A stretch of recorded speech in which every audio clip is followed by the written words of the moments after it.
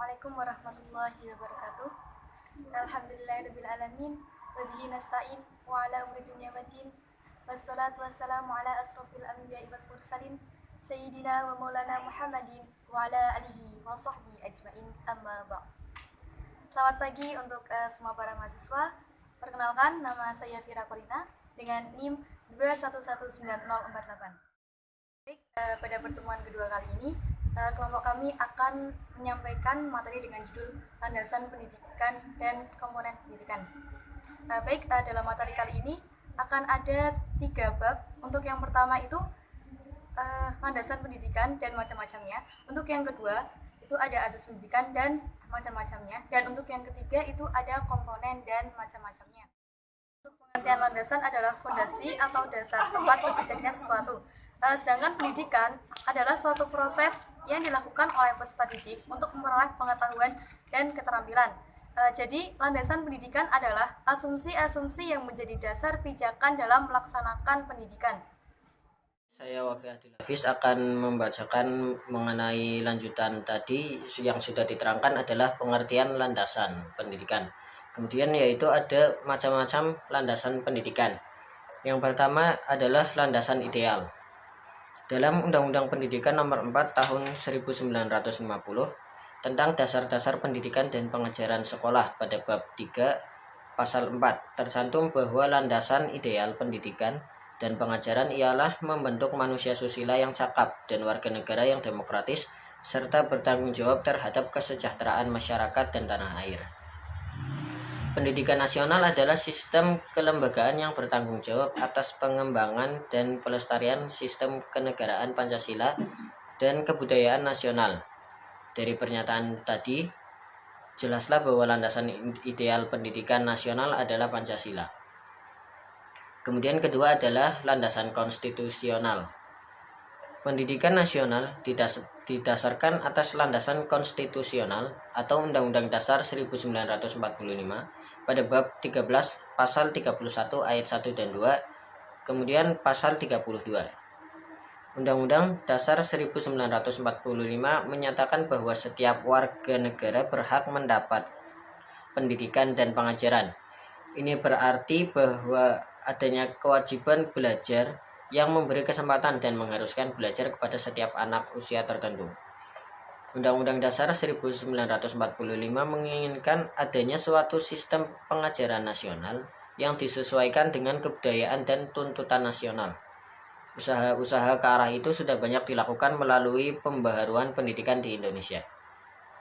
Kemudian ketiga ada landasan operasional. Landasan operasional bagi pembangunan negara termasuk pendidikan ialah ketetapan MPR tentang garis besar haluan negara. Garis besar haluan negara disebut landasan operasional karena memberikan garis-garis besar tentang kegiatan yang harus dilaksanakan untuk mencapai tujuan pembangunan bangsa dan negara sesuai dengan cita-cita seperti yang termaktub dalam Pancasila dan Undang-Undang Dasar 1945. Kemudian yang keempat adalah landasan religius atau landasan agama. Landasan religius pendidikan ialah asumsi-asumsi yang bersumber dari religi atau agama yang menjadi titik tolak dalam rangka praktek pendidikan atau studi pendidikan. Seseorang yang tidak memahami agama tidak akan mampu mengembangkan pengetahuan yang mereka dapatkan. Dalam mengembangkan ilmu yang kita dapatkan, maka peranan agama sangat berpengaruh. Sehingga ajaran agama dan ilmu yang kita dapatkan harus berjalan dengan seimbang. Sebagaimana hadis Nabi Muhammad SAW yang artinya barang siapa yang menginginkan dunia, maka dengan ilmu. Barang siapa yang menginginkan akhirat, maka dengan ilmu. Dan barang siapa yang menginginkan keduanya, maka dengan ilmu. Yang kelima yaitu ada landasan filosofis.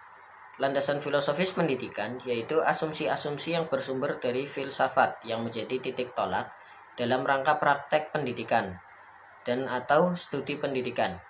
Landasan filosofis bersumber dari pandangan-pandangan dalam filsafat pendidikan, menyangkut keyakinan terhadap hakikat manusia, keyakinan tentang sumber nilai, hakikat pengetahuan, dan tentang kehidupan yang lebih baik dijalankan. Landasan filosofis merupakan landasan yang berkaitan dengan makna atau hakikat pendidikan, yang berusaha menelaah masalah-masalah pokok seperti pertanyaan mengenai apakah pendidikan itu, mengapa pendidikan itu diperlukan, apa yang seharusnya menjadi tujuannya, dan macam-macam lainnya. Kemudian berikutnya adalah landasan hukum yuridis. Landasan hukum atau yuridis pendidikan merupakan seperangkat peraturan dan perundang-undangan yang menjadi panduan pokok dalam pelaksanaan sistem pendidikan di Indonesia. Peraturan yang satu dengan yang lainnya haruslah saling melengkapi. Permasalahan yang terjadi saat ini adalah perundang-undangan dan peraturan yang ada belum sepenuhnya terlaksana dengan baik. Berikutnya, landasan yang ketujuh adalah landasan kultural. Landasan kultural adalah landasan yang lebih menekankan kepada nilai-nilai kebudayaan bangsa, yaitu suatu kultur budaya yang menjadi jati diri bangsa yang telah ada sejak zaman dahulu dan tidak terpengaruh oleh unsur budaya bangsa lain. Kebudayaan dan pendidikan mempunyai hubungan timbal balik, sebab kebudayaan dapat dilestarikan dan dikembangkan dengan jalur mewariskan kebudayaan dari generasi ke generasi dengan jalan pendidikan, baik secara formal maupun informal. Kebudayaan dapat dibentuk, dilestarikan, atau dikembangkan melalui pendidikan, baik kebudayaan yang berwujud ideal atau kelakuan dan teknologi dapat diwujudkan melalui proses pendidikan. Berikutnya adalah landasan sosiologis. Landasan sosiologi merupakan asumsi-asumsi yang bersumber dari kaidah-kaidah sosiologi yang dijadikan titik tolak dalam pendidikan. Kaidah-kaidah sosiologi disebut menjelaskan bahwa manusia itu pada dasarnya termasuk makhluk individu, bermasyarakat, serta berbudaya. Dalam hidup bermasyarakat, manusia memiliki norma-norma yang mereka bentuk dan mereka anut yang akhirnya menghasilkan suatu kebudayaan yang mencirikan kekhasan suatu masyarakat tertentu. Kemudian yang kesembilan adalah landasan psikologis. Landasan psikologis pendidikan merupakan landasan dalam proses pendidikan yang membahas mengenai informasi tentang kehidupan manusia pada umumnya, serta gejala-gejala yang berkaitan dengan aspek pribadi manusia pada setiap tahap usia perkembangan tertentu untuk mengenali dan menyikapi manusia sesuai dengan tahapan usia perkembangannya yang bertujuan untuk memudahkan proses pendidikan. Kajian psikologi yang erat hubungannya dengan pendidikan adalah yang berkaitan dengan kecerdasan, berpikir, dan belajar. Kemudian yang terakhir adalah landasan ilmiah dan teknologi. Pendidikan bukan hanya berperan dalam pewarisan ilmu pengetahuan teknologi, tetapi juga ikut menyiapkan manusia yang sadar akan perkembangan teknologi. Pengembangan dan pemanfaatan iptek pada umumnya ditempuh rangkaian kegiatan seperti penelitian dasar, penelitian terapan, pengembangan teknologi, dan penerapan teknologi, serta biasanya diikuti pula dengan evaluasi etis, politis, religius. Kelembagaan pendidikan, utamanya pendidikan jalur sekolah, harus mampu mengakomodasi dan mengantisipasi perkembangan ilmu teknologi. Bahan ajar yang digunakan dalam pembelajaran harusnya hasil dari perkembangan teknologi terakhir. Kebutuhan pendidikan yang mendesak cenderung memaksa tenaga pendidik untuk mengadopsi teknologi dari berbagai bidang teknologi ke dalam penyelenggaraan pendidikan. Selanjutnya, pendidikan akan dapat berwujud fungsinya dalam pelestarian dan pengembangan iptek tersebut. Seperti yang kita lakukan dalam perkuliahan kali ini, yaitu kita mengikuti perkembangan zaman dengan perkuliahan melalui daring dalam jaringan atau online. Bismillahirrahmanirrahim. Selanjutnya yaitu asas-asas pendidikan. Merupakan sesuatu kebenaran yang menjadi dasar atau tumpuan berpikir, baik pada tahap perancangan maupun pelaksanaan pendidikan. Khusus di Indonesia terdapat beberapa asas pendidikan yang memberi arah dalam merancang dan melaksanakan pendidikan nasional. Lalu apa saja sih macam-macam dari asas ya? Yang pertama ada asas Tutwuri Handayani, mula-mula dikembangkan oleh Ki Hajar Dewantara, seorang perintis kemerdekaan dan pendidikan nasional. Apa sih makna, apa arti dari Tutwuri Handayani ini? Jadi mengandung arti pendidik dengan kewibawaan yang dimiliki mengikuti dari belakang, dan memberi pengaruh, ya, tidak menarik ya, dari depan, membiarkan anak mencari jalan sendiri, dan bila anak melakukan suatu kesalahan, ya, anak melakukan kesalahan baru, pendidik membantunya. Dan gagasan tersebut dikembangkan Ki Hajar Dewantara pada masa penjajahan dan pada masa perjuangan kemerdekaan. Dalam era kemerdekaan Indonesia, dalam era kemerdekaan, gagasan tersebut serta-merta diterima sebagai salah satu asas pendidikan nasional Indonesia. Yang kedua adalah asas belajar sepanjang hayat, lifelong learning, merupakan sudut pandang dari sisi lain terhadap pendidikan seumur hidup, long life education. Istilah pendidikan seumur hidup erat kaitannya dan kadang-kadang digunakan saling bergantian dengan apa? Dengan dengan makna yang sama, dengan istilah belajar sepanjang hayat. Terus yang ketiga ada asas kemandirian dalam belajar. Diartikan sebagai aktivitas belajar yang berlangsung lebih didorong oleh kemauan sendiri, pilihan sendiri, dan tanggung jawab sendiri dari pembelajaran. Namanya juga belajar mandiri ya, semuanya berasal dari diri sendiri ya. Lalu ada beberapa pandangan tentang belajar mandiri yang diutarakan oleh para ahli sebagai berikut ya. Yang pertama, belajar mandiri itu memandang siswa sebagai para manajer dan pemilik tanggung jawab dari proses pelajaran mereka sendiri. Jadi siswa ini yang memanage dan yang memiliki tanggung jawab dari proses pelajaran mereka ya. Jadi siswa yang mengendalikan lah bahasanya belajar mandiri ini. Terus yang kedua, pandangan yang kedua adalah peran, kemauan, dan motivasi dalam belajar mandiri sangat penting dalam mulai dan memelihara usaha siswa. Jadi kalau ingin belajar mandiri ini berjalan dengan baik, sukses dan lancar, maka harus ada peran. Peran apa? Peran kemauan dan motivasi. Semakin tinggi peran kemauan dan motivasi dalam siswa, maka ini belajar mandiri semakin baik. Karena ini peran ini yang memulai dan memelihara usaha siswa. Terus yang ketiga, pandangan yang ketiga yaitu di dalam belajar mandiri, kendali secara berangsur-angsur bergeser dari para guru ke siswa. Jadi para guru ya tidak mutlak menjadi kendali dalam belajar, karena sudah bergeser ke siswa ya, karena belajar mandiri.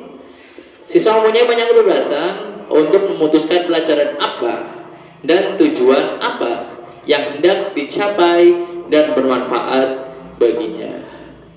Tadi diberi kebebasan siswa, diberi kebebasan untuk memilih, memutuskan pelajaran apa dan tujuan apa yang hendak dicapai.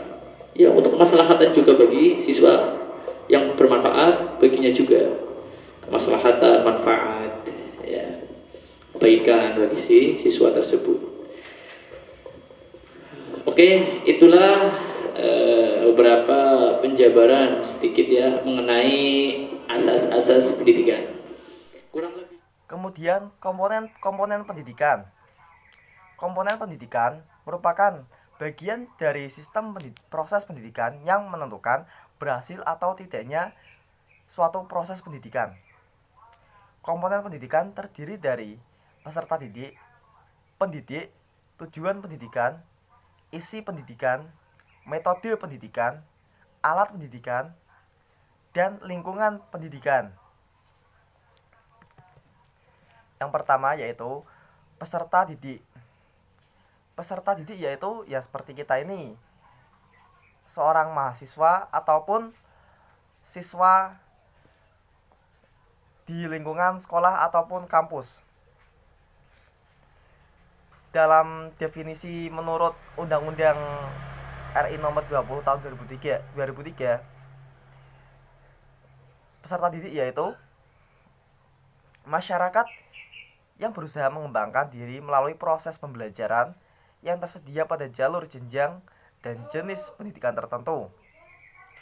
Dengan demikian, kita sebagai peserta didik mempunyai pilihan untuk menempuh ilmu sesuai dengan cita-cita kita di masa depan. Contoh saja, mahasiswa kedokteran, dia kan mengambil jurusan kedokteran agar bisa menjadi dokter, dan mahasiswa tarbiyah mengambil jurusan tarbiyah agar bisa menjadi guru. Kemudian pendidik yaitu orang yang melakukan kegiatan dalam bidang mendidik peserta didik, atau orang yang memberi pendidikan kepada siswa ataupun mahasiswa. Kemudian tujuan pendidikan. Al-Abrashi membagi tahapan-tahapan tujuan pendidikan kepada 3 tahap, yaitu tujuan tertinggi atau tujuan terakhir, yakni tujuan yang tidak diatasi oleh tujuan-tujuan lain, atau tujuan lain itu tidak ada di atasnya, jadi dia itu tertinggi, bersifat umum dan tidak terperinci, dan tidak dibatasi pelaksanaannya pada institusi-institusi khas atau khusus, tetapi wajib dilaksanakan oleh seluruh institusi dalam masyarakat. Kemudian tujuan umum pendidikan, yakni perubahan yang dikehendaki dan diusahakan oleh pendidikan untuk mencapainya.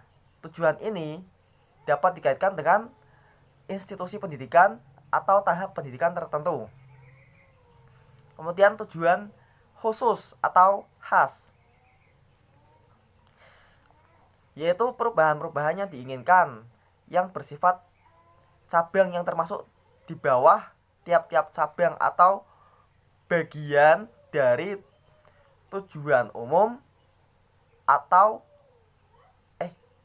bagian dari tujuan umum dan tertinggi atau akhir. Tujuan pendidikan harus menyesuaikan diri dengan perubahan zaman, kecuali tujuan akhir yang bersifat permanen. Tujuan akhir pendidikan itu identik dengan tujuan hidup manusia, yaitu terbentuknya atau lahirnya manusia yang berpredikat sebagai hamba Allah Subhanahu wa Ta'ala. Kemudian isi pendidikan. Isi dari suatu pendidikan itu harus jelas, kemudian berbobot, konkret dan terperinci. Jadi kalau isi dari suatu pendidikan tidak jelas, itu tidak pantas dinamakan pendidikan. Harus berpedoman. Kemudian metode pendidikan.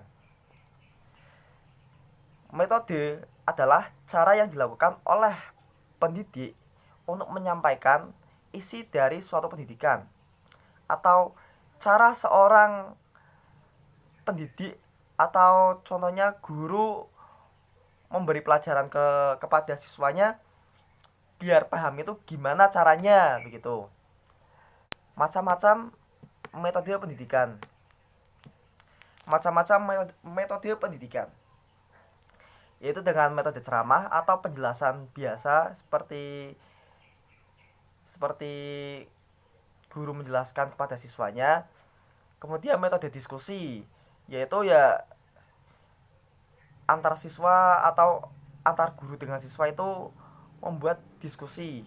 Kemudian demonstrasi, pemberian tugas, kerja kelompok, kemudian tanya jawab, kemudian ada sosiodrama atau mengaitkan dengan kehidupan sehari-hari. Kemudian proyek, yaitu terjun langsung ke lapangan. Kemudian ada alat pendidikan. Alat pendidikan yaitu sesuatu apa saja yang dipergunakan dalam usaha untuk mencapai tujuan pendidikan. Seperti kita menggunakan LCD untuk presentasi, kemudian Google Meet untuk presentasi online, dan WhatsApp untuk menge-share info-info tentang kuliah, dan juga termasuk HP, laptop, dan lain-lain. Kemudian lingkungan pendidikan. Di antara lingkungan pendidikan yang paling berpengaruh yaitu 3, yaitu lingkungan keluarga, lingkungan sekolah, dan masyarakat. Ketiga lingkungan ini baik sebagai lingkungan sosial ataupun manusia, dan non sosial berupa benda-benda, suasana, iklim, perilaku, sikap, dan lain-lain. Oleh karena itu, ketiga lingkungan tersebut harus ditata sebaik mungkin sehingga dapat berpengaruh positif bagi peserta didik atau kita-kita ini. Mungkin hanya itu yang bisa kami sampaikan. Jika ada yang ingin ditanyakan bisa ditulis di kolom komentar ya teman-teman. Terima kasih atas perhatiannya. Assalamualaikum warahmatullahi wabarakatuh.